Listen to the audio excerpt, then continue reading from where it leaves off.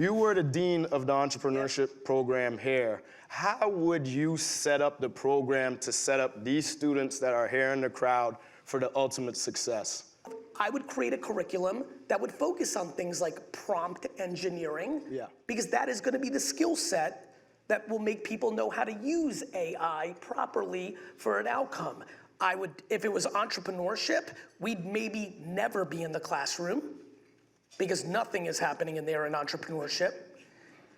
Entrepreneurship is like working out. You can't read about push-ups. Yeah.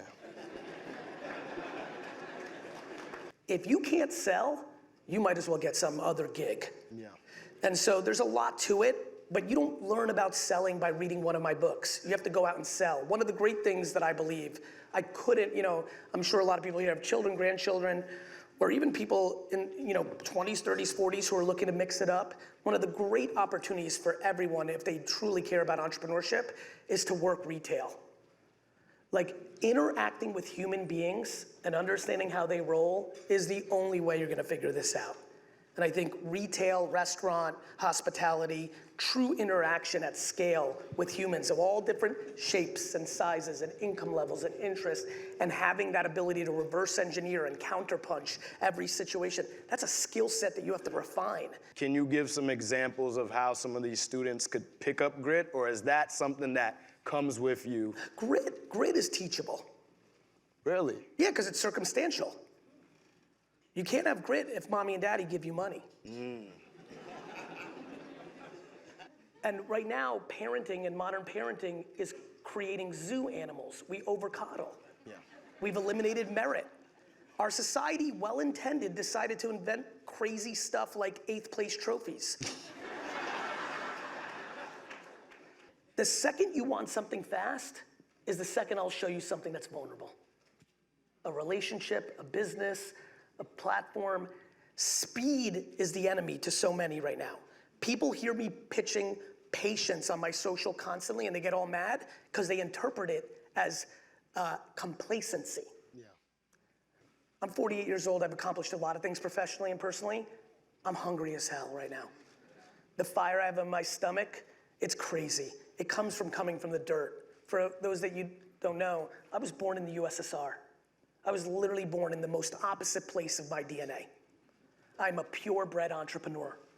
I had no tolerance for school in the 80s when it was requirement. I was an immigrant. Every Russian immigrant that came over from the Soviet Union and all my Indian immigrant friends and Asian immigrant friends and Caribbean, it was all education, all the time.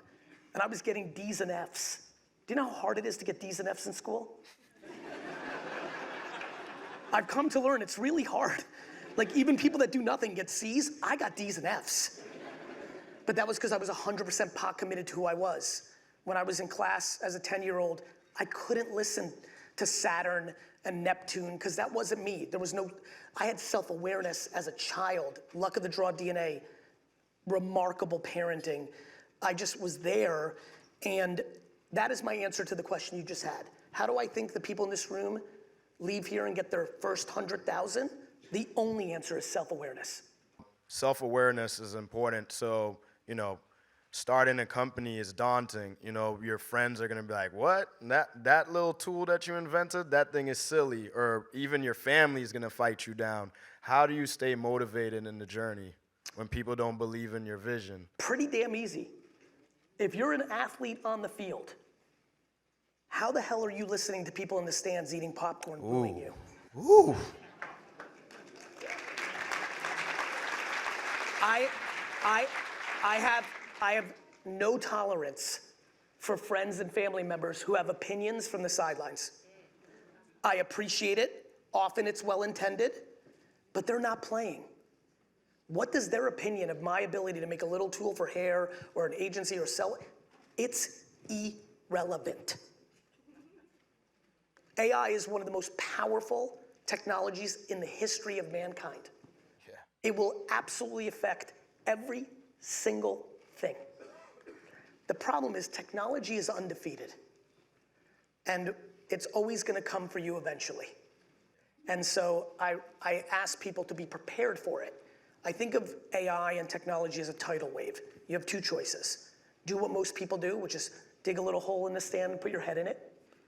This is not a strategy. Or grab a surfboard and ride it. And that requires you getting educated, you putting in the work. I wish nothing changed. I spend my time trying to figure things out. And then I do them. I'm not excited things change. That's more work. I get it. But we have no choice. Technology and the world doesn't care about your feelings. In the world, you find what you're looking for. If you decide to sit here today and be cynical and pessimistic about the world and everything that's going on, I have good news. You can find it. However, here's the part that I don't think people believe. If you are optimistic and hopeful and seek joy, you can find unlimited. And so I choose optimism. Love it. Because I believe it.